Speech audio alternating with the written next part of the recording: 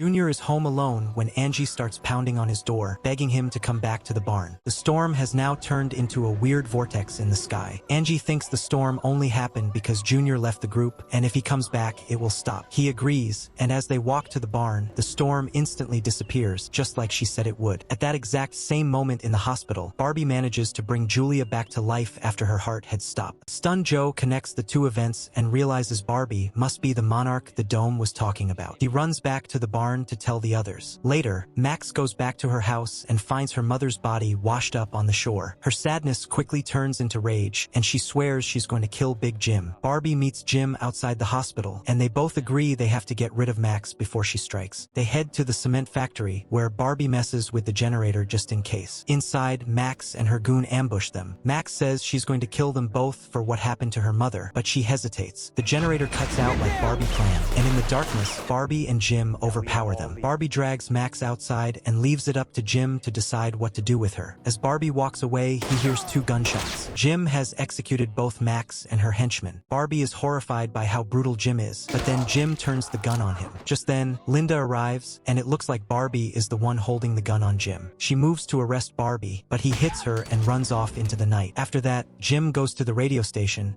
where Dodie tells him about the military broadcast she heard about Barbie. Jim sees his chance and broadcasts a message to the whole town, telling everyone that Barbie is a dangerous criminal. He accuses him of murdering Peter, Max, her assistant, and Agatha, and of trying to kill Julia. He puts out a town-wide manhunt, asking everyone to call the police if they see him. Finally, the 4 chosen ones, Joe, Nori, Angie, and Junior, gather at the edge of the dome. When they all touch the wall at the same time, they get the same terrifying vision. Big Jim is standing on the other side of the dome, watching them. Suddenly, he starts bleeding from a bunch of stab wounds that appear all over his body. When the 4 of them look down, they're each holding a bloody knife. The vision freaks them all out, especially Junior, who runs off to make sure his dad is okay. Once he's gone, Angie tells the others what she thinks the dome's real message is. It wants them to kill Big Jim. Jim knows his whole story will fall apart if Barbie gets to tell his side of things, so he works fast to make sure everyone sees Barbie as the town villain. He puts the whole town on high alert, saying there's a murderer on the loose, and gets a bunch of worried people to help him organize a massive house-to-house search. Even though Linda has her doubts about how he's handling things, Jim has totally manipulated her into thinking he's the good guy, just doing what's best for the town. Elsewhere, Julia is still in a coma, but the doctors say she's out of danger and should wake up in a few days. Meanwhile, at the radio station, Dodie is still listening to the military's secret channels. She overhears soldiers talking about Barbie and how they need to contact him. They also make a weird mention of a black egg, but don't explain what it is. That phrase makes Dodie remember something. She remembers getting zapped by an egg inside a mini dome. She checks her phone and finds a picture she took of the egg right before she passed out. She has no idea she's about to tell the actual bad guy everything, so she rushes to find Jim to show him what she found. In the barn, Angie, Joe, and Nori are watching the egg, trying to figure out the crazy vision they had of Jim being killed. Angie thinks they should just do it and kill him, but they're stuck. Since Junior is the 4th member of their team, they can't risk turning him against them. For now, they decide to just wait for the butterfly to hatch. Their watch party is interrupted when Carolyn bursts in and sees the glowing egg. Nori explains everything to her mom and begs her not to tell the police. Carolyn knows Jim can't be trusted, so she agrees to help them keep it a secret. Meanwhile, Junior finds his dad and gives him a hug, relieved he's okay after the vision.